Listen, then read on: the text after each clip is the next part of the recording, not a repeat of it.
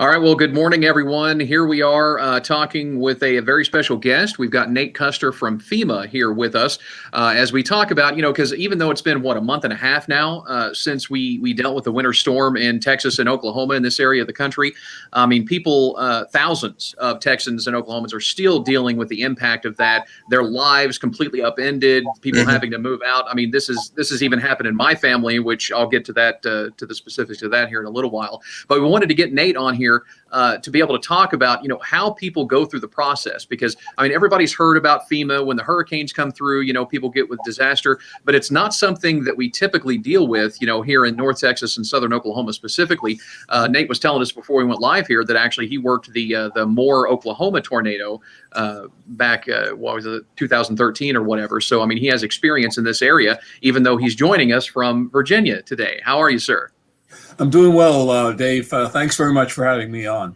Absolutely. So we wanted to get on here and get people in the Mad Rock Nation and Katy Country listeners and KLAK listeners an opportunity to hear it from somebody who knows what they're talking about. Because it's one thing for us to read from a cheat sheet like the information you sent us, but actually gets it from somebody that actually works with FEMA and can actually answer the questions. And we encourage all of the people who are watching this right now to post your questions on our Facebook pages, on our YouTube channels, and if it's relevant to what we're talking about, we can bring those comments or questions up on the screen, and Nate can answer those for you.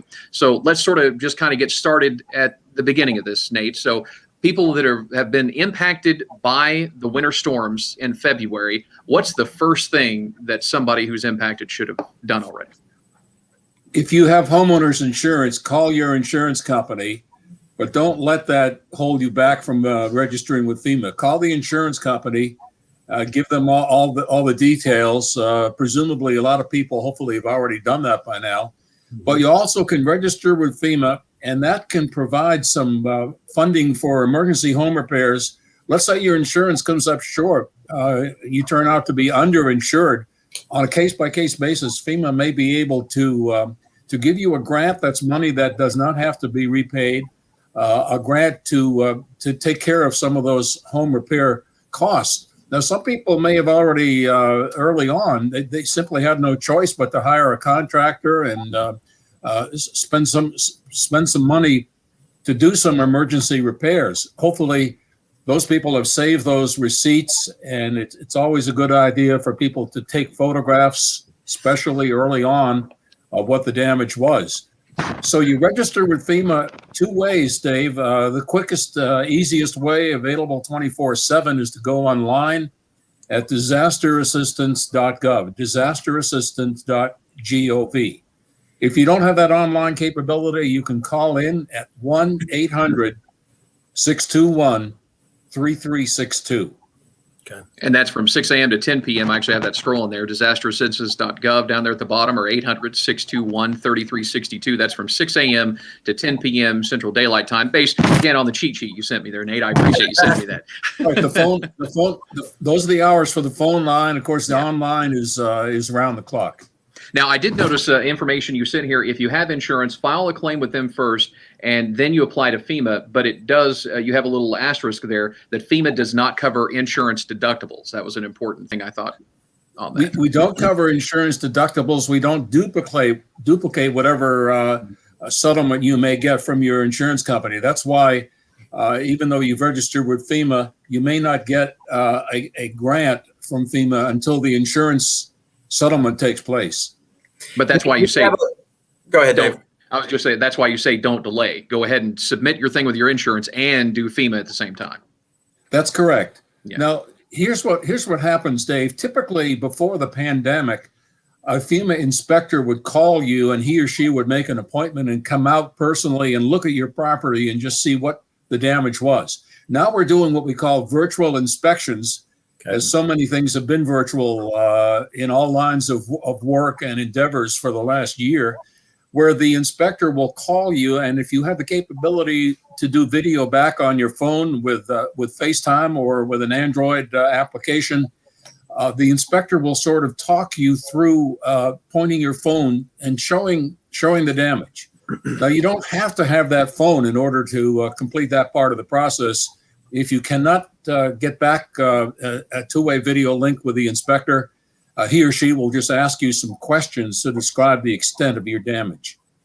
Nate, what's the percentage of folks that have found out that they don't have enough when it comes to their homeowner's insurance, and so they're needing some assistance? I don't have a figure on that, but I can say that so far we've approved more than $119 billion mostly for emergency home repairs. In some cases, we've been able to provide some temporary housing assistance to reimburse on a case-by-case basis some hotel costs where people simply had to move out of their home. So the bulk of it, though, is to try to get people, help them get back on their feet. The FEMA is not going to make you whole again where you were before this winter blast invaded Texas, but it's going to kind of get you toward the recovery path. Now, I love your procedures. It's great. I mean, you make it step by step pretty easy, seems like. That's right. And when you have completed the call, you've heard back from the inspector, and then maybe some time goes by and you've heard nothing more from FEMA. You have not received any emergency grant. On the other hand, you've not been denied anything. You just haven't heard. Call that 800 number, 800-621-3362. And the FEMA staff member can look up your file and just see what the status of things happens to be. Now, let me ask you this. Is it only available for homeowners, or can people who were just renting who've been impacted by this also? Renters, especially if they do not have renter's insurance, their personal property, renters certainly are encouraged to apply. Now, the physical damage to the apartment or the rental home, that's a business. That's a landlord's business, and that owner would then deal with the Small Business Administration, the SBA, and may be able to receive a low-interest disaster recovery loan as a business. But the SBA can also, in a case like these declared counties, 126 of them in Texas, the SBA can consider a low-interest recovery loan to homeowners and renters. So you don't have to be a business operation to perhaps get a loan and some low-interest help from the SBA, and we're talking about an interest rate of below 2%. Wow. And the reason I asked that is it was a little bit of a selfish question because, as you know, I know Zach and Alan both know this, but my kids, their apartment, they were on the lower floor and the pipes burst and it completely flooded their apartment. When this happened, they ended up staying with us and they've been homeless. The apartment complex did their best to try to get it, but I mean, we're talking standing water for quite some time. Now they've been kicked out of that apartment because they had to move all their stuff out because they had to rip out all the walls and completely redo the apartment. Now, of course, they had rental insurance because we made sure they did before they moved in there. So we've gone through the process there. But until we started talking back and forth in email, Nate, I wasn't aware that if they still needed more assistance, because we still had to pay for them to be moved. We had to pay, like, all their stuff's in storage right now. We're having to pay for that. So if we can't get that covered, if we pay our deductible, we still can't get it all covered by our insurance policy, then they could potentially be eligible for some assistance from FEMA, correct? That is correct. Again, it's on a case-by-case basis. Right. So it's not just the damage or loss of a renter's property, but some of those expenses, like you just mentioned, can be considered. And let's talk about the 126 counties. I love visuals, as Zach and Alan know, so I'm going to bring this up here. So you were talking about the 126 different counties, which you could see pictured there, and I'm assuming that those are the ones in red? I don't see that picture on my screen, but if you've got if the red is mostly in eastern and northern Texas and down a little bit to the southwest corner, that is the affected area. Yeah. All right. So, and you can check that out there if you want to go to those websites. We've got lots of the different websites you can go to if you want more information about the Texas 2021 Winter Storm Disaster Declaration. That's where you go, FEMA.gov/disaster/4586, which, Nate, I'm assuming that's just the designation 4586 of this particular disaster. Every disaster gets a number. This is 4586 -TX.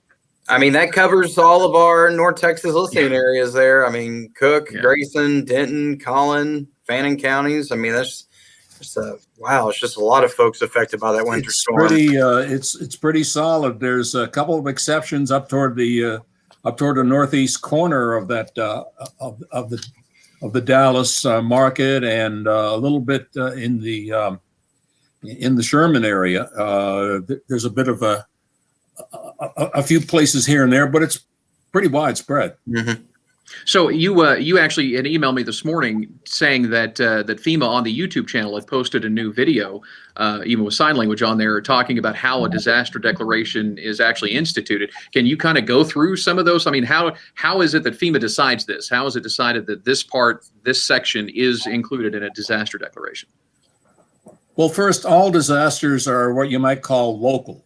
And the first responders, the local emergency management departments, agencies, divisions, some of the nonprofit organizations, the Red Cross, they're the first ones on the scene, and they provide the initial assistance. And they'll often turn to the state in Texas Division of Emergency Management when there's more to this than the locals can handle, more than the county government can handle. Supplies are needed, water is needed, maybe food, things like that FEMA can provide.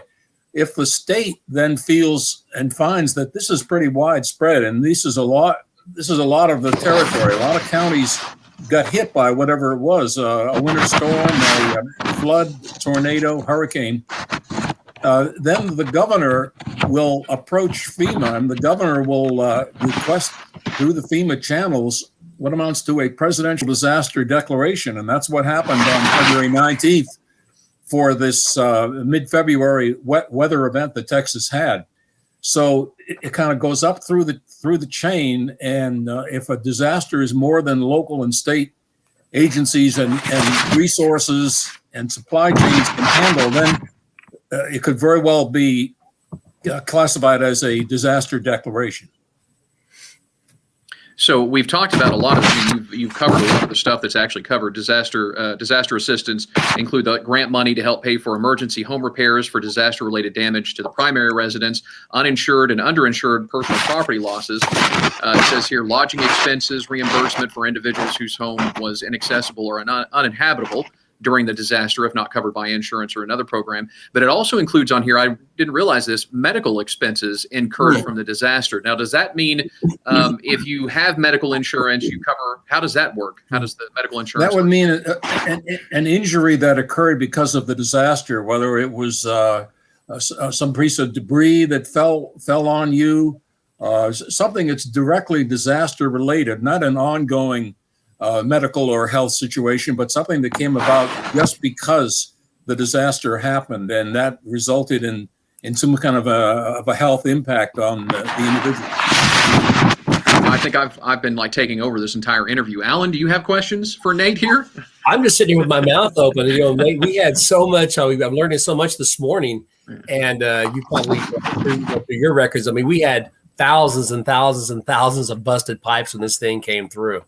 And tell you what, you think you're prepared for these kind of things, but I'm learning, you need to keep your renter's insurance up to date. You need to make sure that your insurance is up to date. And I love how, like I said earlier, how you guys just kind of make it simple for people, to go through those steps, because we're already stressed out anyway. And you guys come into the rescue and, help a lot. So we, appreciate that.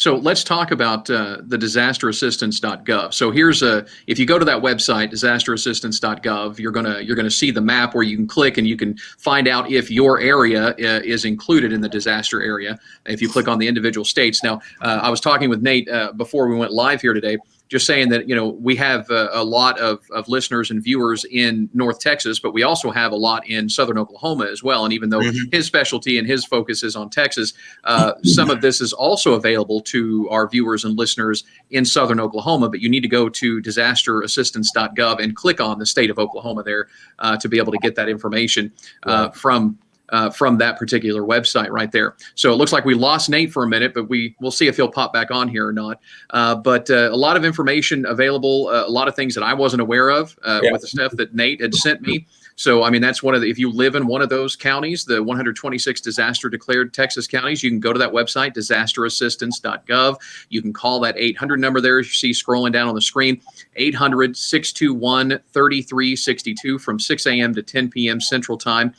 You can, if you want more information about the declaration itself, you can go to that website, the FEMA.gov/disaster/4586. Again, that designation for this particular disaster. Now, there are other resources and stuff that Nate also provided to us that you can get some information about, other resources to help you repair and rebuild.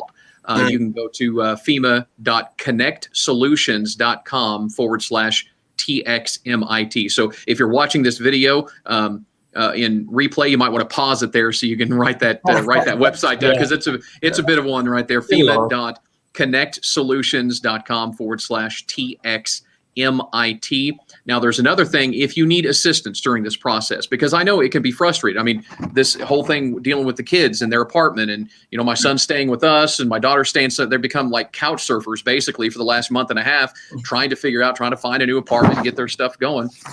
It's very frustrating because you got to deal with moving out. You got to deal with whatever damage was done. You got to deal with insurance. You now need to apply for FEMA assistance to cover things that maybe weren't covered in other ways. So if you need help just to get through the process, because most of us hopefully will never have to go through this. But if you do,